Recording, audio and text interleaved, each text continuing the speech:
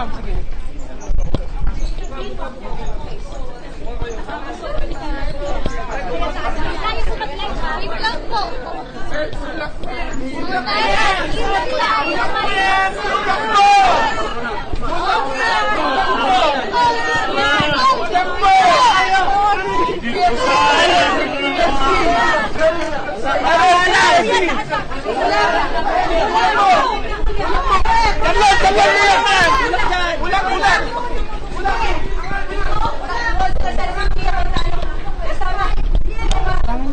Update po ako sa nakikita po ng tarot sa ating gobyerno.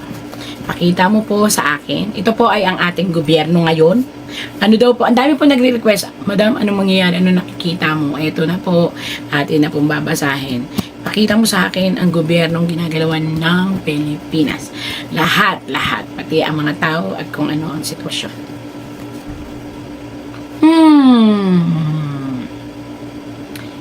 Isang tao na ngayon ay nai-involve sa DPWH. DPWH ba? Ang dami pera, ipinamigay, ipinamudmud at alam naman natin po yan. Ito po ay isang tao na mabubuko ang lahat ng mga kasalbahihan at katiwalian kasama ng isang babae at isang lalaki. So it means na ang ating gobyerno ay magiging isang malaking pelikulang pasabog sarsuela na hindi po ako masaya ha, kasi pangit ho ito. Kaya lang, natatawa ako na para itong isang pelikulang sarsuela ng isang bansa kung saan mabubuko na po ang lahat ng mga tunay na may katiwalian, ma-expose po ang tunay na division ng pera saan napunta. At ito po ay magaganap at matutunghayan ng buong mundo ang isang katotohanan na tayo, kasi Pilipino po ako so tayo, parte ho ako ng gobyerno, na tayo ay naisahan or tayo ay nakuhanan or tayo ay nanakawan ng buong pagsisilbi ng taong ito sa kanyang posisyon. At ang taong ito po ay malapit na malapit sa presidente at sa asawa ng presidente. Ayan po. Ayan po yun po ang kayo na po ang bahalang magano kung sino yan. At ito, wag lang pong susuko ang buong mamamayan para alamin ang katotohanan at marami pa po ang sisingaw na makakasira sa imahen ng nakaupo ngayong presidente dahil ang imahen na ito ay sinisira ng isang tao na mabubuking po sa lahat ng katiwalian at paano ba yon? Pagkukurap ng pera ng taong bayan. Ito po, abangan nyo po ang isang sarsuela na bubungad sa buong mundo na ang Pilipinas ay mayaman, pero ang ating yaman ay wala sa ating kaban. Kung hindi, nasa kaban ng 1, 2, 3, 4, 5 tao ay 6, puro tao. 6 na tao. At kung ito po ay pipiliting alamin, magtatagumpay po ang mga tao na magkakaroon ng concern para trabahuhin na alamin. Ayan po. 1, 2, 3, 4, 5. 5 ang magagaling at magigiting na mapagmahal talaga sa bayan ang makakabuo ng isang malaking panukala na ito ay mabubuking po. Yan. Ituloy lang po. Ano ba yan? Pilipinas, bangon daw tayo. Pero, isang malaking pasabog po ang magaganap dahil marami po ang tutulong para maisakatuparan na muling maibangon ang Pilipinas. Yun naman ang maganda, di ba? Kala ko puro pangit, nakakatakot naman.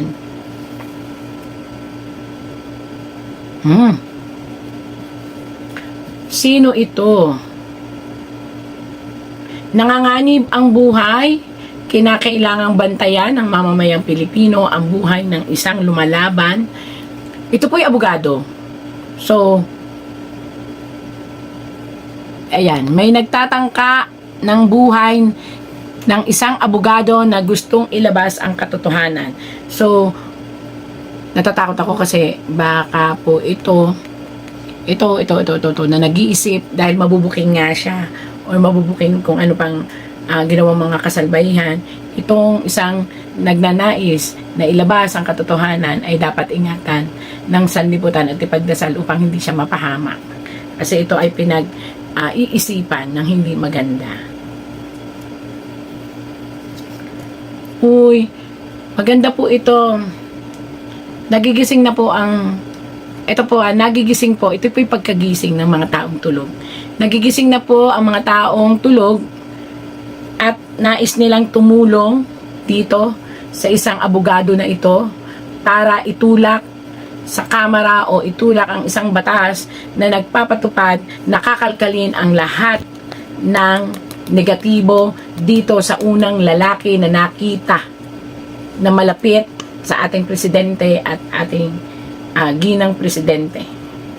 Lahat may mga taong magigising para makalkal kung ano man yun, kung ano man yung irregularidad na nagawa ng lalaking iyon at kung ano man ang paraan para mabunyag ang dapat mabunyag. Yun po yung mabubunyag lahat. Kahit ano pong pilit pagtakpan nung lalaki na una, ito yung unang lalaki, nasaan na ba yun?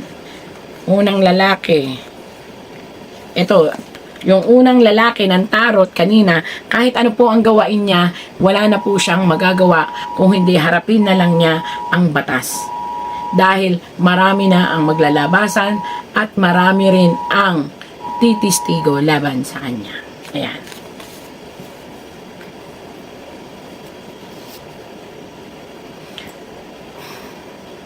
Again, ito ay isang panawagan para sa isang may edad o aminin na natin, ito ay panawagan upang maibalik ang ating dating presidenteng Duterte, yun, nabubulo na naman ako, sa Pilipinas. At sa ngayon po ay hindi siya nasa magandang sirkulo ng health kasi nga super tanda na ng ating presidente at kailangan na niyang maiuwi.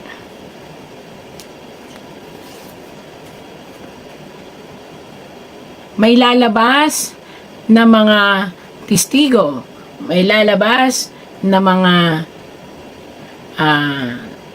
tao na muling magbibigay ng kaligayahan sa mga pamilya ng ating dating presidente dahil sila ay maglalabas na ng katotohanan.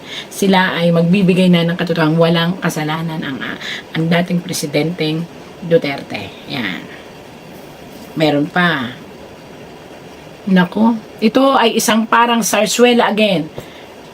May mga kwento at may mga drama na lalabas upang mapagtakpan ang kaso ng pagkakalkal ng mga korupsyon na nangyayari sa Pilipinas. Nawa ay ito ay wag hayaan ng mga tao upang hindi mabaling doon ang atensyon. Manindigan daw, yan, paninindigan na nakabaliktad ngayon ay kinakailangan ng harapin upang ang inang bayan, ito yung inang bayan yung matanda, upang ang inang bayan ay hindi maubusan. At mangyayari na po yan. Ito po ang sinasabi ko noon, nagtarot ako, huwag nyo nang pakialaman ang pamilyang Duterte dahil sila ay nasa linya ng sinasabi nating universal power. At yung universal power na yon ay tutulungan ng katotohanan. Kasi sa katotohanan yun, makakalaya ang sambayan ng Pilipino upang muling makakuha tayo ng hustisya na mamamayang Pilipino sa kagipitan. Ayan. Ibig sabihin, lalabas na kung nasaan po ang pera ng ating gobyerno. Kung saan napunta. At dire-diretso na po yan. Mabubuking na po yan. Kung sino-sino, saan napunta, anong mga sangay ng gobyerno. At kahit po ito ay ibaling nila sa iba pang mga kaso, hindi na po kasi universe na po ang gumalaw. At universe na po ang nagpasya na kinakailangan ng mabunyag ang katotohanan sa kagipitan ng Pilipinas. At pagpapalaya sa mga kasinungalingang ibinabato sa mga taong inosente. Ayan. Once and for all, magbubunyi po ang bansang Pilipinas dahil magtatagumpay ang bansang Pilipinas sa pakikipaglaban na mailabas ang katotohanan. Ito po. Ayan. Isang babae, again, alam niyo na po ito, sa linya ng Duterte, ang uupo at uupo. At ang sino mang tutulong sa kanya upang maupo ay bibigyan din ng universal power dahil dun po talaga nakalaan ang lahat.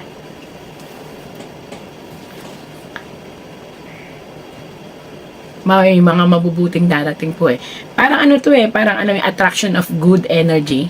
May biglang magsusulputang mabubuting senador, congressman, at magsasama-sama para ayusin na po ang bansang Pilipinas. Siguro ito na yun. Yun naman po ang nakitang magandang ano. And mahil ang puso ng bayang api. Para kasi kumalabas ito, alam niyo kung bakit bayang api? Hindi maipakita ng ating gobyerno noon at ngayon kung nasaan talaga ang puso ng mga nagseserbisyo. Kaya ang puso'y duguan. Ito po ay ang bayan natin, ang mamamayan. Hindi alam saan ba talaga sila nagsuserve. Nagsuserve ba sila through money? Para sa sarili lang nila o talagang para sa bayan? Yan, kaya tatlo po yan. Ako po'y tagabasa lang ng tarot, again and again po. Ang tamaan ay huwag magagalit. Ako interpreter lang. Sana po maunawaan ninyo na itong pusong ito ay naghahanap ito ng katiwasayan, kaligtasan. Ito po yung mga mamamayan na nagtatanong ang puso nila. Nasaan ang puso ng mga tao nagseserbisyo sa gobyerno? Ito ba'y para sa bulsa nila? Para sa pang-personal? O para talaga sa mamamayan? At ito pong tatlong itong katanungan ay sasagutin at tutulungan muling. Bakit nakabaliktad po? Kasi magulo pa po Pero sabi nga, may rainbow. Muling sisigla sa pamamagitan ng mga taong nakaupo na magigising na sa katotohanan, na labanan ang korupsyon at kalkalin ang katotohanan. Pag ipinagpatuloy po na mabubuting puso na yan na congressman at senador na pagsamasamahin na talagang mabunyag na ang matinding sakit ng korupsyon ng Pilipinas, maniwala po kayo, magtatagumpay po at muling babangon ng Pilipinas.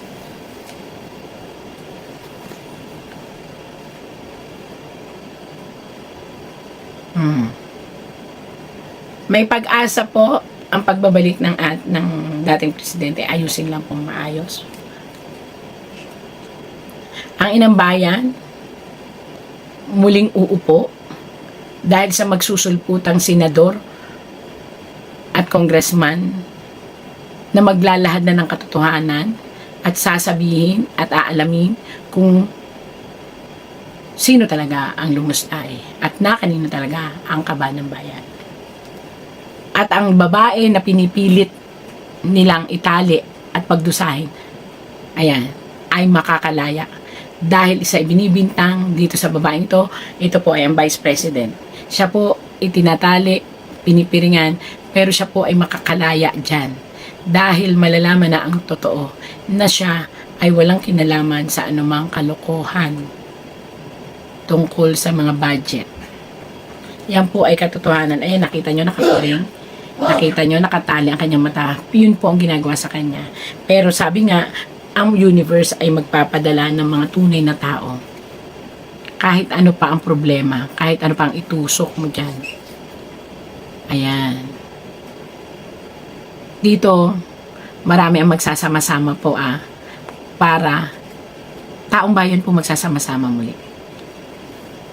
Para iangat ang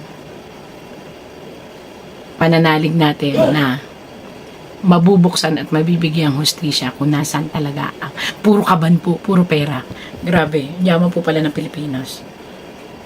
Ang sumasakit ang ulo ay isang matinding tao na hindi nagpailalim.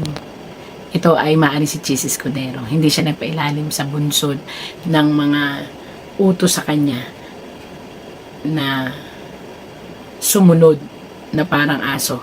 Siya'y nanindigan. Ito si Chis Escudero. Nanindigan siya kaya bumilib ang taong bayan sa kanya.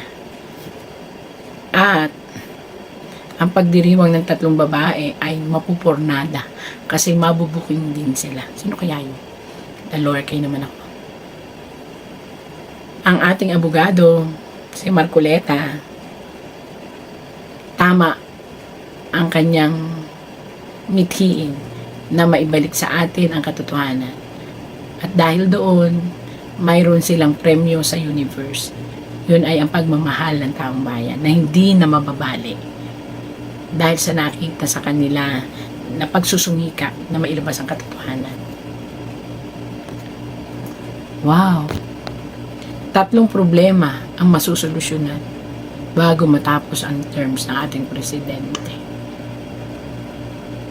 Bakit masusolusyonan? Maaaring ang solusyon na ito ay ang mabunyag ang katotohanan.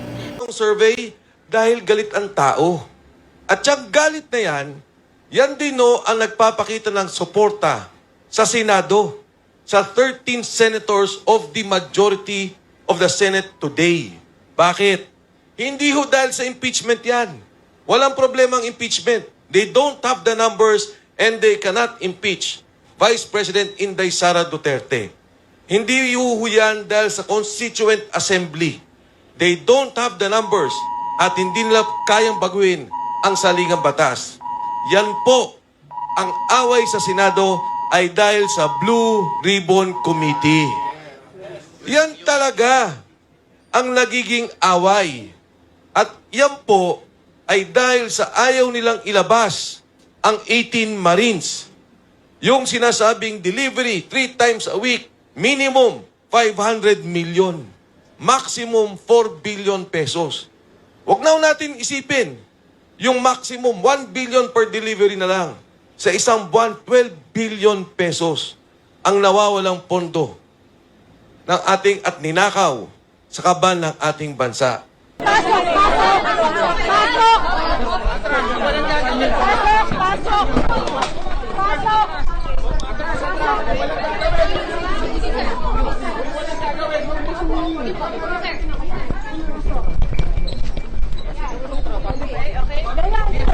Ma'am, sige.